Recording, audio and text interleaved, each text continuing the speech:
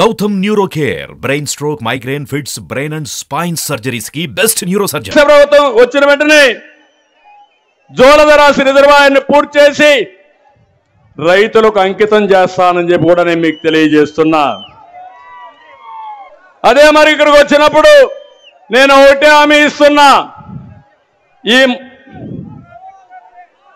ఈ ముఖ్యమంత్రి మిమ్మల్ని మోసం చేశాడు.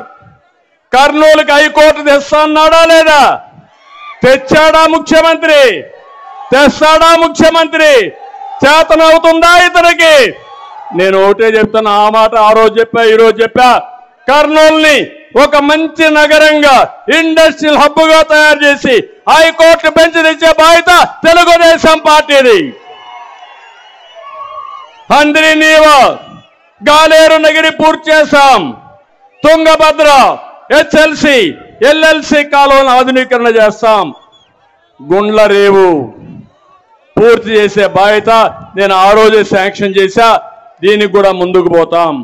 ఆర్డిఎస్ కుడి కాలువ పూర్తి చేస్తాం. వాటర్ గ్రిడ్ ఏర్పాటు చేసి ఇంటింటికి నీళ్లు ఇచ్చే బాధ్యత తెలుగుదేశం పార్టీ తీసుకుంటాం.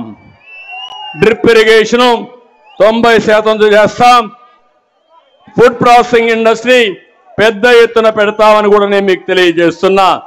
అందుకే తమ్ముళ్ళు మిమ్మల్ని అడుగుతున్నా, ఇప్పుడు సమయం తక్కువ ఉంది, మళ్ళీ నేను వెళ్ళాలి, రేపు ఇంకా ప్రోగ్రామ్స్ ఉన్నాయి.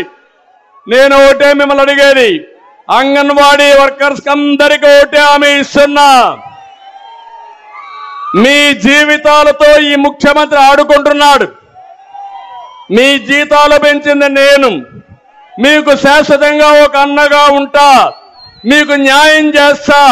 తప్పకుండా తెలుగుదేశం పార్టీ వచ్చిన వెంటనే మా అంగన్వాడీ టీచర్లకు న్యాయం చేసే బాధ్యత తీసుకుంటామని మరొక్కసారి హామీ ఇస్తున్నా. మిమ్మల్ని ఉద్యోగాల నుంచి చేస్తాడంట. జీతం పెంచమంటే ఎస్మా పెట్టి నీ ఉద్యోగాన్ని డిస్మిస్ చేస్తాడంట. ఏమి భయపడక్కర్లా, మీరందరూ గట్టిగా ఉండండి. జగన్మోహన్ రెడ్డి గుండెల్లో రైళ్లు పరిగెత్తచ్చండి.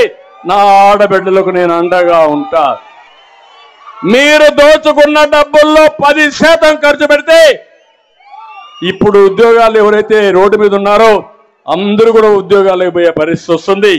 దానికి కూడా ఇచ్చేస్తా అని తెలియజేసుకుంటూ ఇప్పుడు ఒకటే మిమ్మల్ని అందరినీ కోరుతున్నా, నేను చెప్పింది గట్టిగా చెప్పాలి. మీరు రా కదలి రా అని మీరు మాట్లాడాలి.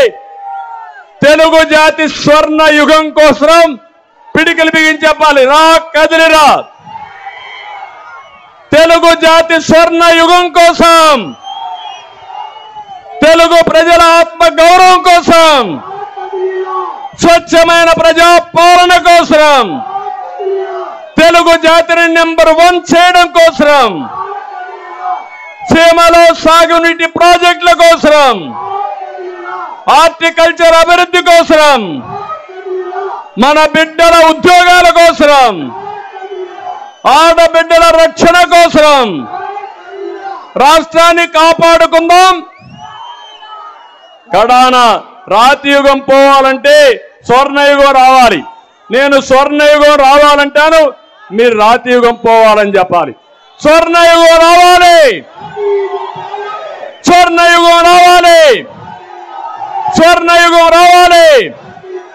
సైకో పోవాలి, సైకో పోవాలి, సైకో పోవాలి. పోలవరం ప్రాజెక్టు అన్ని వస్తాయి తమ్ముళ్ళు.